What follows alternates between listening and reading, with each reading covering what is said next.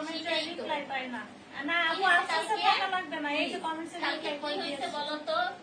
ও কালকে না অনেকেই বলতেছে যে কাশফি আপুর সাথে আমার ড্রেস শাড়ি নিয়ে ঝামেলা হয়েছে, সেটা কাশফি আপু না, সেটা হচ্ছে অন্য আরেকজন, যে হচ্ছে আমাকে দিয়ে হচ্ছে নাম ভাঙায় খাইতে চাইছে। তার ড্রেস গুলো হচ্ছে 200 টাকা দামের, কিন্তু সে সেই ড্রেস গুলো বেচে 1200-1500 টাকা করে। আমি তার মানে সবকিছুতে রাজি হয়ে দেখে সে হচ্ছে এখন আমার নামে বিভিন্ন ধরনের বদনাম ছড়াচ্ছে। তো অনেকেই আর কি কাশফি আপুকে কমেন্ট করতেছে যে কাশফি আপুর সাথে নাকি আমার ঝামেলা। এটা হচ্ছে তোমাদের ভুল ধারণা। কাশফি আপুর সাথে আমার কোনো ধরনের কোনো ঝামেলা হয় নাই। উল্টো কাশফি আপুকে আমি মানে অনেক কিছু বলি, ওটা দেখে ও এত শুকনা আর আমি অনেক মোটা সোটা। যাই হোক, তোমরা অনেকেই হচ্ছে এই ব্যাপারটা জানো না, এই জন্য হচ্ছে এখানে আমি আর কি ক্লিয়ার করলাম। গত দুদিন ধরে বারবার অনেক আপুরা কমেন্ট করতেছে যে অনেক আপুরা কমেন্ট করছে যে কাশফিয়াস কালেকশনের প্রোডাক্ট নিয়ে কি আখি প্রবলেম বলেছে কিনা 200 টাকা প্রোডাক্ট। একদমই না, একটা আপুর সাথে ঝামেলা হয়েছে। সে হচ্ছে মানে সব ধরনের মানে বিজনেস আমাকে দিয়ে করতে চাইছে, কিন্তু আমি তার ওইসব ব্যাপারে সায় দেই নেই, রাজিও হই নেই, যার কারণে তার কাছে আমি এখন শত্রু হয়ে গেছি। সেইটাই, আমি যে পেমেন্টটা পাইতাম সে হচ্ছে সেই পেমেন্টটা আমাকে দেয় নাই, একদম পুরো বাটপাড়ি করছে। কিন্তু আপুর সাথে আমার পেমেন্ট নিয়ে হোক কাজ নিয়ে হোক কোনো ধরনের কোনো ঝামেলা নেই। উল্টো আপু কাজের আগে আমাকে পেমেন্ট করে রাখে। কেন এগুলা নিয়ে ফুটায় খালি? তারপরে কি হচ্ছে ভাই? ভালো কথা আপনি আনছেন, এই হচ্ছে সংসার ভেঙে দিচ্ছি। আরে ভাই আমরা কেন সংসার ভাঙবো?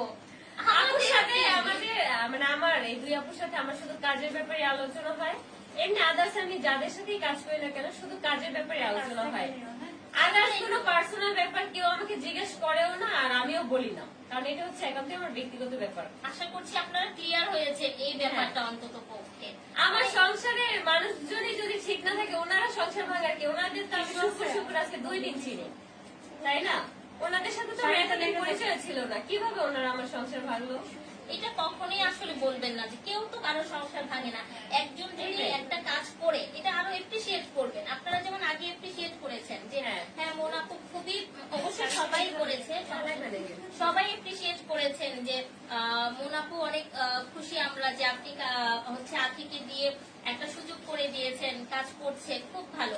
এবং দেখেন আমি কিন্তু নিজে নিয়ে গিয়েছি আমাদের ব্রিটেন স্টাইলে হচ্ছে ফেসিয়াল করানোর জন্য। ফার্স্ট ডে যখন সাদা ছিল একটু ইয়ে লাগছিল, ও তো নিজের প্রতি যত্ন করার সময় পায়নি।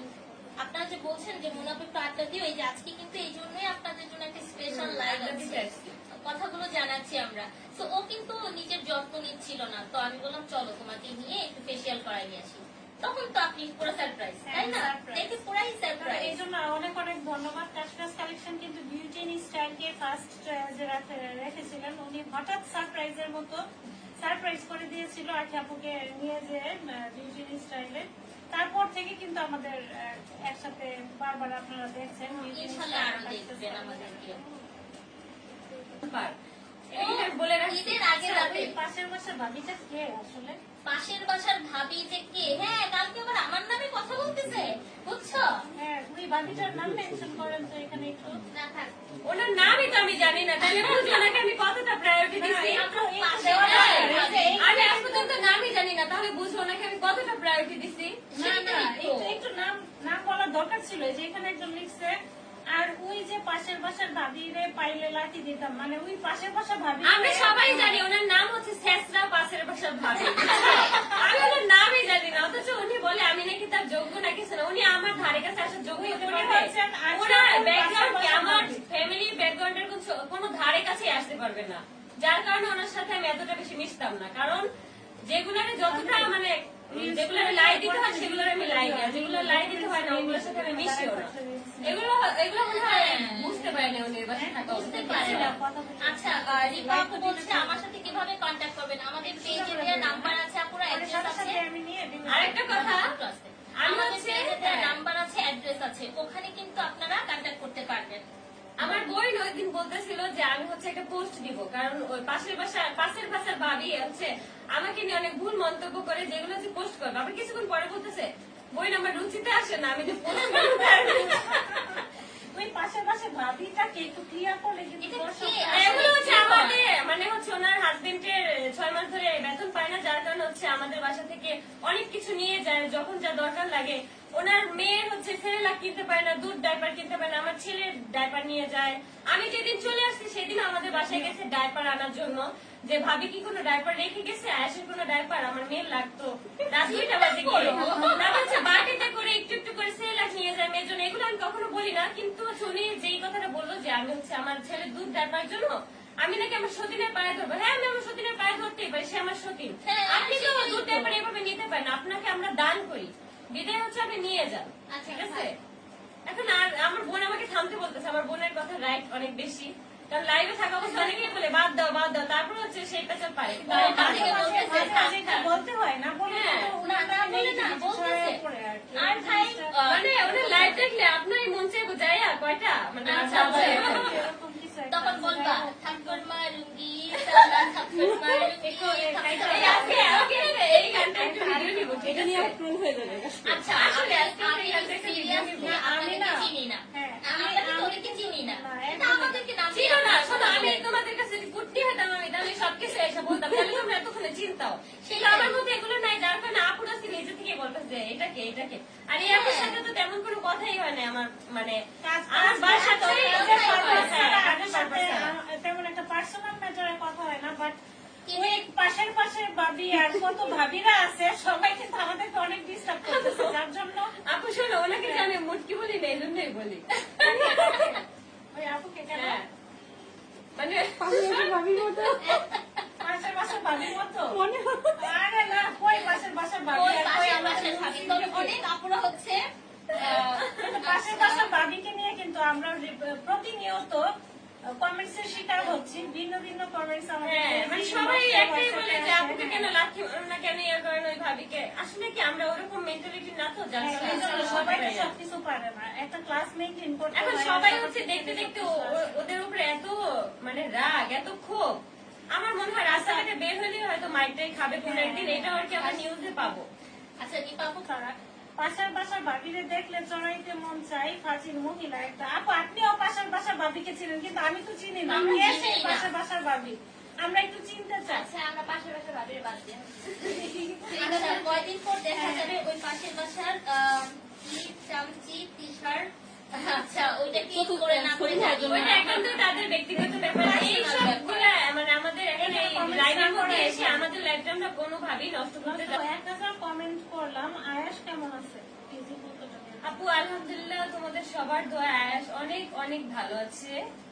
আর আয়াসের 15 তারিখে একটা ছোটখাটো একটা অনুষ্ঠান করতে যাচ্ছি, যেটা হচ্ছে আমি তোমাদের সাথে A to Z সম্পূর্ণ শেয়ার করবো। এখনো ভাবতেছি যে কিভাবে কি করবো। আর হচ্ছে আমি যেটা বলছিলাম কাশ্মীর কালেকশনের যেটা হয়েছে সেদিন যখন আকিকে রেডি টেডি করলাম আমরা ফার্স্ট ডে লাইভের দিন, সেদিন হচ্ছে আমরা মানে জাস্ট একটা হচ্ছে ওয়েল লুক দিয়েই তো আনতে হবে তাই না, হুট করে একজনকে আমি আনলাম লাইভে দাঁড় করিয়ে দিলাম, সেটা একটু কেমন মেসি দেখা যায়। তা আমি ওকে রেডি করাছিলাম। হ্যাঁ আকি একটু টেনশন করছিল কেমন লাগবে। ভাই লাইভের আধা ঘন্টা হয় নাই, কিছু কিছু পাবলিক ভিডিও কেটে কেটে কাশ্মীর কালেকশনের রেকর্ডেড লাইভ থেকে কি করলো ইউটিউবে ছড়াই দিল। কি যে একটা বাজে অবস্থা, আমরা তো কাউকে চিনি না, না। আর যারা এসব করে তারা হচ্ছে একমাত্র একদম ভুলভাল information দিয়ে হচ্ছে ভিডিওগুলো আপলোড দেয়। এর কারণে দেখা যায় কি অনেকেই হচ্ছে, যেহেতু আমার নতুন একটা পেজ, আপুর পেজে হচ্ছে মানুষ অল্প সংখ্যক, যার কারণে দেখা যায় কি মানুষের সেই ভুলটাই আর কি জানে। সেই ইউটিউবে যখন ভিডিওগুলো দেয় তারপরে হচ্ছে মানুষ ভুলটাই জানে। এই জন্য আমি বলবো যে আমাদের ভিডিও কাট করে দেখ, কিন্তু হচ্ছে যেই আমরা যেই মানে নর্মাল যে কথাবার্তাগুলো বলছি সেটাই রাখেন। সেগুলোই থাকুক, কিন্তু এই যে ভুলভাল ক্যাপশন গুলো না দেওয়াটাই উচিত, কারণ এগুলো হচ্ছে মানুষ বিভ্রান্ত হতে হয় একটা মানুষকে, আর যারা আর কি শুনবে তারাও আর কি ভুল বুঝবে আমাদেরকে। তা আমি বলবো, একদম রিকোয়েস্ট করে বলবো, তোমরা কিন্তু এই জিনিসটা করো না, আমাদের ভিডিও কাট করে দাও, এটা কোনো প্রবলেম নেই, কিন্তু হচ্ছে ভুল ভাল যে ক্যাপশন গুলো হয় সেগুলো আমরা দিও না। শেয়ার করেন, আপনি জামাটা বউ বুঝতেছিলেন। হ্যাঁ, এই আপুর সাথে আমার একটা ভুল বোঝাবুঝি হয়েছে, সেটা হচ্ছে টিকটক স্টাইলের সাথে হ্যাঁ, আপুর হচ্ছে একটা টিকটক আইডি আছে, আর কোনো আইডি নাই বিউটি স্টাইল, আর আরেকটা ফেক অ্যাকাউন্ট আছে সেম বিউটি স্টাইল নামেই। তো আপুর যে যে ভিডিওগুলো আপলোড করে সেম সেই ভিডিওগুলাই। তো আপু হচ্ছে আপুর পার্লারে যে ক্লায়েন্টদেরকে মেহেদি পরাই দিচ্ছে, সেইখান থেকে একটা মেহেদির ছবি নিয়ে অন্য একটা পেজ আর কি মেনশন করছে, সেই পেজটা বলতে টিকটক আইডিটার নামও বিউটি স্টাইল। তো এখানে আর কি মেনশন করছে দেখো আখি আপু হাতের মেহেদি। তো তখন আমি বলতেছি আপু আমি তো আপনার হাতে মেহেদি দিই নাই, কারণ আমাদের মেহেদি শুট হচ্ছে আজকে, আমি হচ্ছে আজকে মেহেদি দিব। আপু বলতেছে না আমি তো কোথাও দিইনি, আমি হচ্ছে ফেসবুকে আর কি দিছি, সেটা তো তোমার না, সেটা তো আমার ক্লায়েন্টদের। আমি তো সেখানে বলেই দিছি আর গান এড করে দিছি, তোমার কোনো নামগন্ধ এখানে কিছুই নেই। তারপরে দেখলাম যে ওইটা একটা ফেক অ্যাকাউন্ট, সেখানে আমার ভিডিও, তারপর হচ্ছে আপুর পার্লারের সব ভিডিও আর কি সেখানে হচ্ছে কপি করা। ইভেন হচ্ছে নতুন নতুন অনেক পেজ আছে যে পেজে বিউটি স্টাইলের সকল ভিডিও আপনার কপি করে করে ওনারা ওনাদের মতো করে এডিটিং করে ক্যাপশন দিয়ে ওগুলা মানে ভিউয়ার আছে ইনকাম করছে আর কি। তো এটাকে বুঝিয়ে একটা কারণ, হ্যাঁ মানে ভেরিফাইড পেজ একটাই, ব্লু সাইন করা।